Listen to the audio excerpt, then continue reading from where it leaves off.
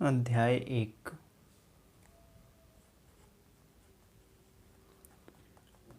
अध्याय 1 हिंदी ग्रामर का हम इसमें वर्णमाला देखेंगे। वर्णमाला हिंदी ग्रामर में जो है सबसे पहला जो चैप्टर है आपका वर्णमाला है।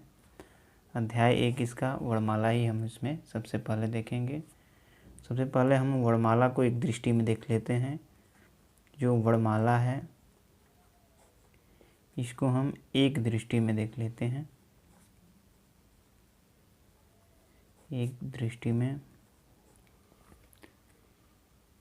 वर्णमाला की अगर तालिका हम बनाएं तो जो वर्ण है ये दो प्रकार का होता है।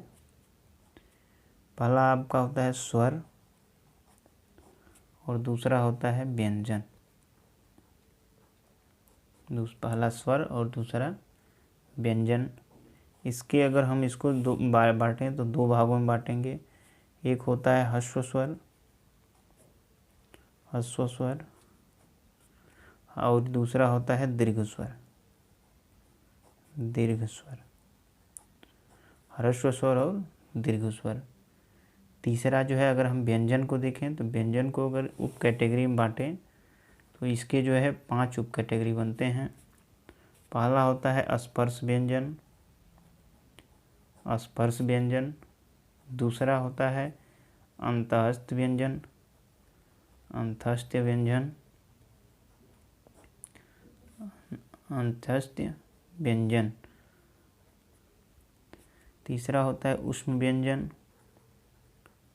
ऊष्म व्यंजन। चौथा हम बांट सकते हैं आगत, आगत व्यंजन। और पांचवा संयुक्त व्यंजन, पांचवा होता है संयुक्त व्यंजन। अब जो है स्वर की संख्या है आपकी 11 होती है।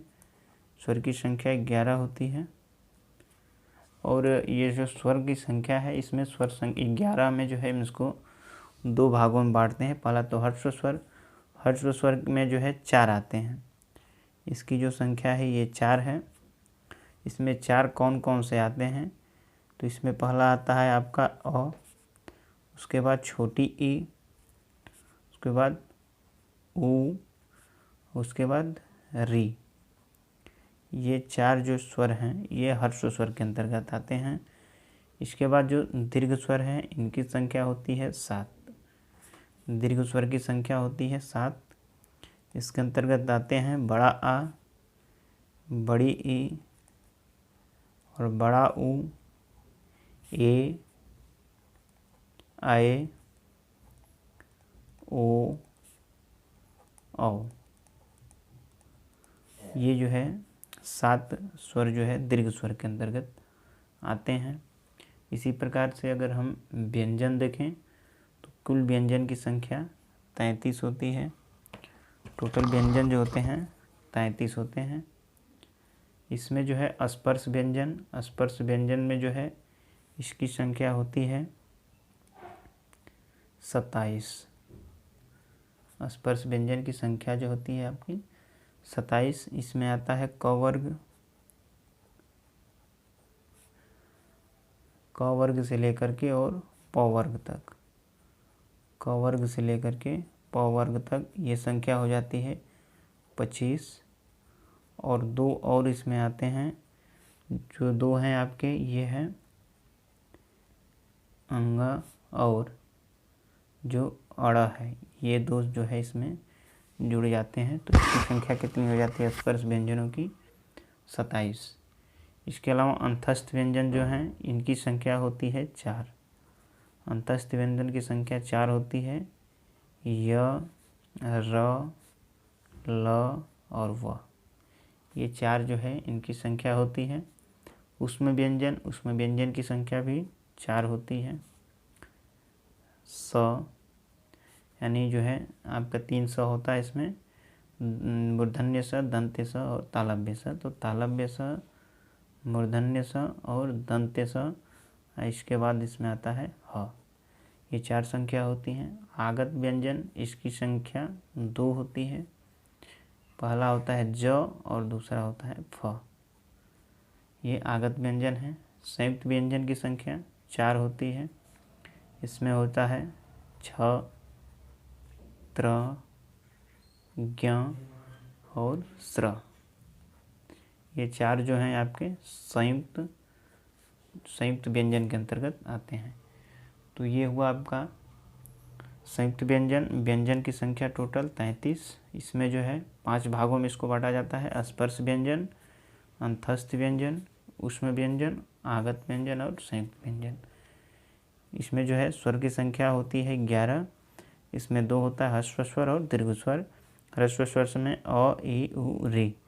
दीर्घ स्वर में आ, ई, उ, बड़ा, इसमें सभी बड़ा आ जाते हैं दीर्घ स्वर में। अब जो है हम देखते हैं कि हिंदी वर्णमाला का जो है हिंदी वर्णमाला में इसके जो पुनर्विलोकन जो है क्या क्या है। देखिए, जिन वर्णों के उच्चारण बिना किसी अवरोध के या बिना किसी दूसरे वर्ण की सहायता से बोली जाती है उसी को क्या बोला जाता है, स्वर बोला जाता है। स्वर क्या होता है, तो जिन वर्णों का उच्चारण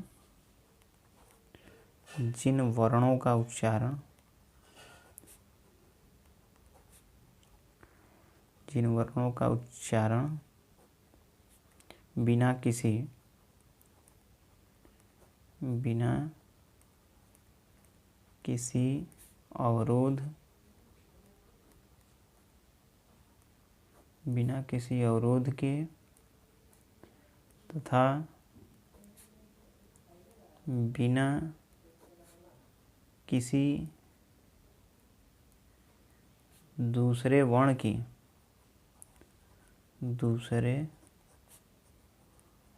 की सहायता से हो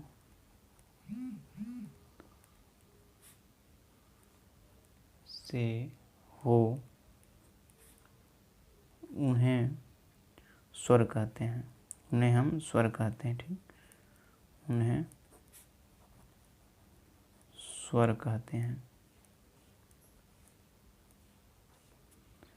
इसी प्रकार से जो है इसमें जो स्वर आता है ह्रस्व स्वर। तो ह्रस्व स्वर किसको कहते हैं, तो ह्रस्व स्वर हम उसे कहेंगे कि जिन स्वरों के उच्चारण में कम समय लगता है। जिन स्वरों के उच्चारण में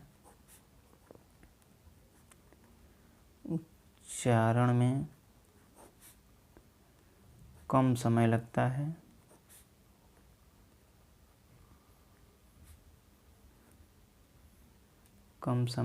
है, उन्हें हम क्या कहते हैं, ह्रस्व स्वर कहते हैं। दीर्घ स्वर किसे कहते हैं, दीर्घ स्वर तो इसी का जो है वो हो जाएगा कि जिन स्वरों के उच्चारण में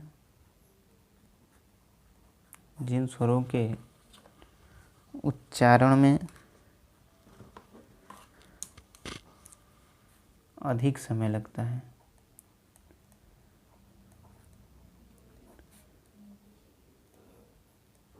अधिक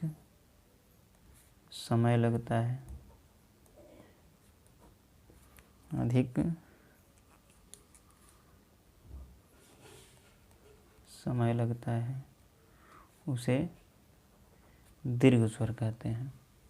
जिन स्वरों के उच्चारण में कम समय लगता है उसे ह्रस्व स्वर, जिन स्वरों के उच्चारण में अधिक समय लगता है उसे हम दीर्घ स्वर कहते हैं। ह्रस्व स्वर की संख्या आपको बता दी गई है, 4 होती है। इसमें आता है अ, ई, छोटा अ, छोटी ई, छोटा उ और री। इसी प्रकार दीर्घ स्वर भी पता है, बड़ा आ, बड़ी ई, उ, ए, आए, ओ, औ। ये जो है होते हैं आपके ह्रस्व स्वर और दीर्घ स्वर। अब आता है मूल स्वर। मूल स्वर जो है ह्रस्व स्वर को ही मूल स्वर भी कहा जाता है।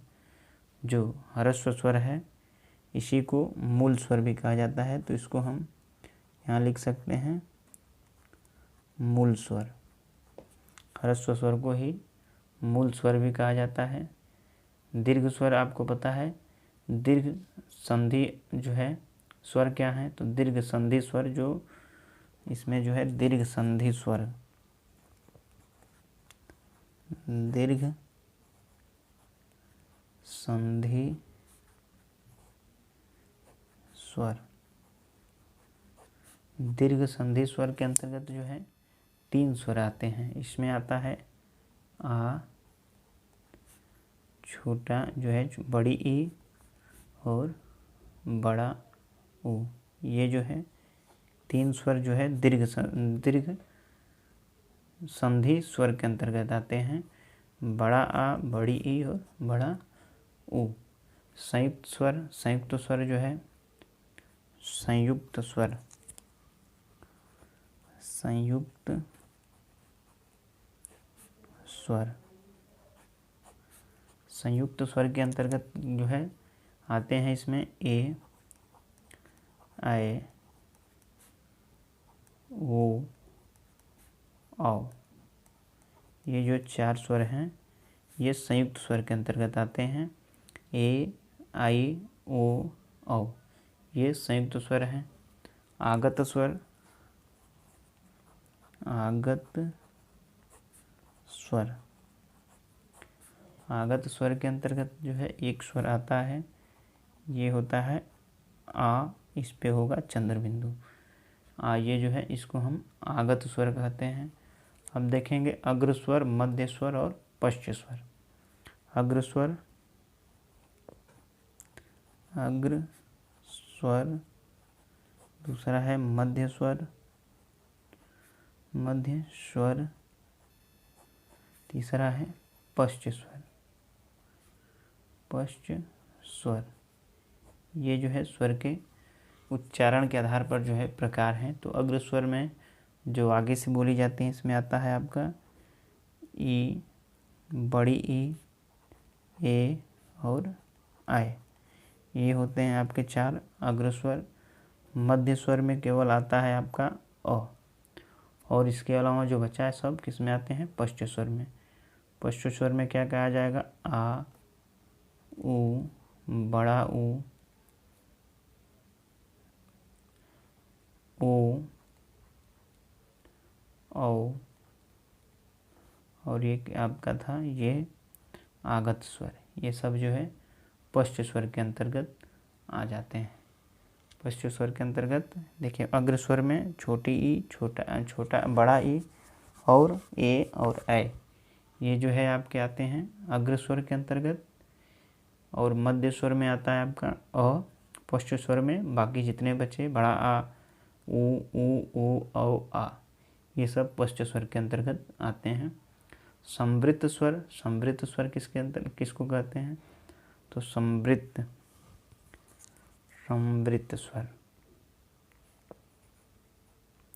संवृत्त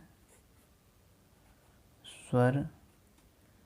इसके अलावा इसके बाद होता है अर्ध संवृत्त स्वर, उसके बाद विवृत्त स्वर, संवृत्त स्वर, और उसके बाद अर्ध संवृत्त स्वर,